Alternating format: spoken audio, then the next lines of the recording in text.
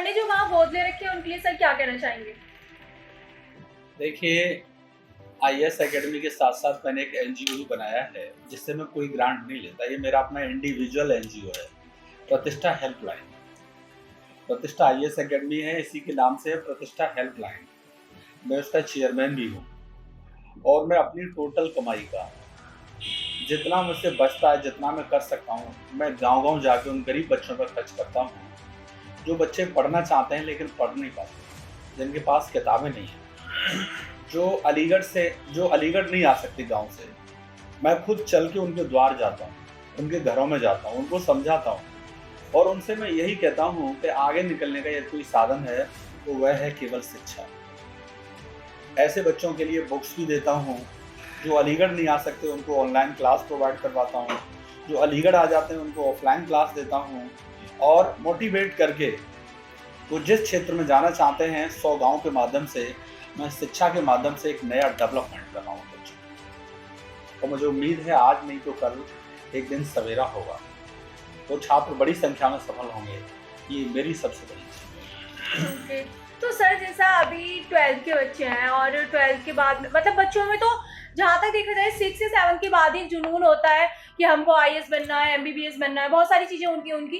तो जो बच्चे मतलब 12th के बाद ही सोचेंगे मैं आईएएस बनना है, तो उनके लिए क्या ये बेटर है कि वो 12th के बाद में ये तैयारी कर सकते हैं या फिर उनके लिए जो बेस्ट ऑप्शंस हैं उसके बारे में आप क्या कहेंगे 12th के बाद वो आईएएस बनना चाहते हैं? तो धर्मेश जी, बहुत अच्छा सवाल है, क्योंकि ये मेरी आवाज़ उन 12th पास आउट बच्चों तक जाएगी तो उनको बड़ा लाभ होगा। ये आपने सवाल बहुत अच्छा किया है। मैंने ये देखा है बच्चे 12th करने के बाद में ग्रेजुएशन में एडमिशन लेते हैं, पीजी करते हैं, उनका कोई टारगेट फिक्स नहीं होता। यूपीएससी आज सबके लिए खुला हुआ है। ऐसे बच्चे जिन्होंने 12th पास किया है वो बच्चे ग्रेजुएशन में एडमिशन लेने के साथ साथ यूपीएससी की तैयारी करते हैं और ये जो 3 साल का उनको टाइम मिलता है, इस बीच में उनका ऑप्शनल पेपर और जीएस बहुत अच्छा हो जाता है। जब ये बच्चे सिस्टमैटिक तरीके से यूपीएससी की तैयारी करते हैं और साथ में ग्रेजुएशन करते हैं तो ये बच्चे आईएएस ही नहीं बनते, ये टॉपर भी बन सकते हैं, ऑल इंडिया टॉपर बन सकते हैं, ये अंडर 100 रैंक में आ सकते हैं। तो ऐसे बच्चे 12th करने के बाद में यूपीएससी की तैयारी में लग जाएं, मैं उनके लिए संदेश दे रहा हूँ। और ऐसे बच्चे तैयारी करेंगे तो मैं मान के चल रहा हूँ कि श्योर सफलता उनके कदमों को छूएगी। जैसा देखो सर ने बताया, क्योंकि मतलब ये ग्रेजुएशन के लिए और पीजी के लिए जो भी मतलब लोग सोच लेते हैं कि हमको ग्रेजुएशन करनी है, तो ये ग्रेजुएशन करने के बाद में आज की डेट में आप सबको ही पता है कि ग्रेजुएशन कर ली, बीटेक कर ली और उसके बाद में वो 8-9 हज़ार रुपए की नौकरी, फिर बाद में मतलब एक अलग ही सोच होती है इंसान की। फिर सोचता है कि आखिर उसने बीटेक में 4 लाख लगाए और हमने ग्रेजुएशन में 15,000 लगाए, तो दोनों में फिर फर्क ही क्या रह गया? सेम वही, अगर आप ग्रेजुएशन कर रहे हो तो ग्रेजुएशन के साथ में अगर आप जो आपको आईएएस करना है, पीसीएस करना है, उसकी तैयारी करो। 3 साल आपके पास होते हैं। सर ने जो चीजें बताई हैं वो बहुत अच्छी हैं क्योंकि वो बेस्ट तरीके से जानते हैं, उन्होंने वो खुद भी किया है, तैयारी किया उन्होंने आईएएस की। तो जैसा यहाँ पे मैं सर से एक बात और पूछना चाहूंगी कि आपको जो यहाँ तक के स्ट्रगल में चीजें मिली, वहाँ पे अलीगढ़ में जो आपको देखने को मिला, बहुत सारे इम्प्रूवमेंट मिले स्टूडेंट के लिए, तो उन इम्प्रूवमेंट में बच्चों से क्या कहना चाहेंगे, स्पेशली उन बच्चों से जो आपके यहाँ पे हैं, आपके यहाँ पे कोचिंग कर रहे हैं? बिल्कुल बिल्कुल। देखिए, अलीगढ़ में आईएएस का माहौल बहुत कम था। बिल्कुल। 1-2 छात्र बाहर जाता था। मेरा अनुभव ये कहता है कि मैं जब बच्चों से बात करता था कि वो अलीगढ़ से डीएम एसएसपी बनेंगे, आईआरएस अधिकारी बनेंगे, आईएफएस में लोग जाएंगे, तो लोग हंसते थे उस समय।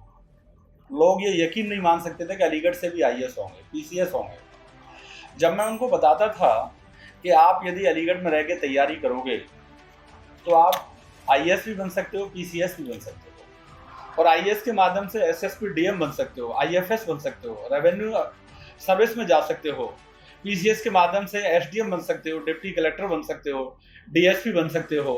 तो लोगों में धीरे धीरे इंटरेस्ट पैदा हुआ, लोग उस बात को सुनने लगे, अब लोग उसे एक्शन में ले आए हैं और आज बड़ी संख्या में अलीगढ़ के छात्र तैयारी कर रहे हैं और बड़ी संख्या में तैयारी कर रहे हैं तो उसका रिजल्ट मिल रहा है और आगे बड़ी संख्या में रिजल्ट मिलेगा। तो मैंने सबसे पहले कहा था कि जिस तरीके से दिल्ली से और इलाहाबाद से छात्र सक्सेस होते थे, आज अलीगढ़ एनसीआर में है, आसपास के जिलों के छात्र अलीगढ़ में आके तैयारी कर रहे हैं, प्रतिष्ठा आईएएस एकेडमी का लाभ उठा रहे हैं हाँ बिल्कुल सर, मैं आपकी बात को थोड़ा सा काटूंगी और काटते हुए आपसे जानना चाहूंगी कि आईएएस एकेडमी प्रतिष्ठा, आपकी जो प्रतिष्ठा आईएएस एकेडमी है, आज वो आईएएस के लिए, पीसीएस के लिए जानी जाती है, वो उस अलीगढ़ में जहाँ पे ऐसा कुछ था ही नहीं, जहाँ पे सोचा भी नहीं जाता कि ऐसा कुछ हो सकता है। लोग सोचते भी नहीं थे कि अलीगढ़ से ऐसा कोई बच्चा बन के निकल सकता है। और यहाँ पे आप एक इतनी अच्छी ब्रांच खोल के बैठे हैं, आप बच्चों को यहाँ पे ज्ञान दे रहे हैं, तो उसके लिए आपसे जानना चाहूंगी कि आखिर यहाँ तक की जो सोच रही, उसके पीछे थोड़ा सा आप हमारे दर्शकों को बताएं।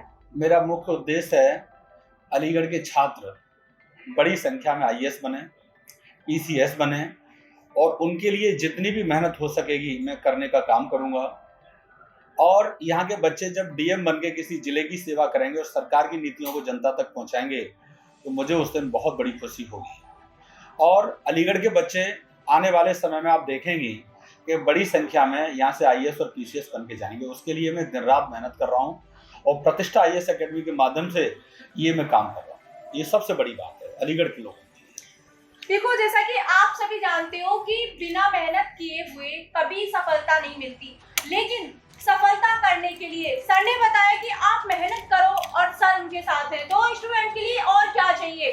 स्टूडेंट मेहनत करता है, लेकिन स्टूडेंट से मेहनत उसके बराबर की समझ लो या उससे ज्यादा समझ लो, कम तो नहीं, लेकिन उनके टीचर्स जो होते हैं, उनको जो ज्ञान दे रहे होते हैं, वो बहुत ज्यादा मेहनत करते हैं। तो सर का सेम यही रहा है। सर ने खुद बहुत ज्यादा स्ट्रगल किया है। सर को पता है कि वो खुद आईएएस बनना चाहते थे, और जब वो आईएएस नहीं बने तो बच्चों को किस तरीके से उस मुकाम पे देखना चाहते हैं, क्योंकि वो सर के खुद के बहुत अच्छे अचीवमेंट्स होते हैं, उनको बहुत खुशी होती है उनका बच्चा कुछ बन के तब उनके पास आता है और बोलता है कि सर हमको आपने पढ़ाया था।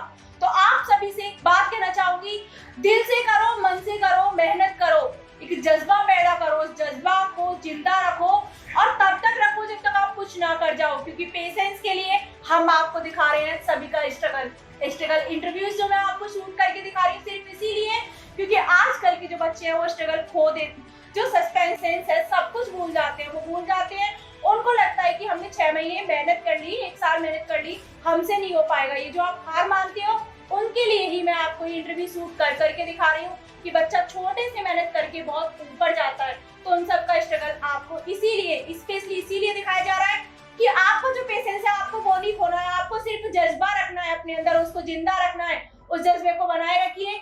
मिलते हैं आपसे नेक्स्ट वीडियो में किसी नए और अच्छे मुकाम के इंटरव्यू के बाद। Thank you so much.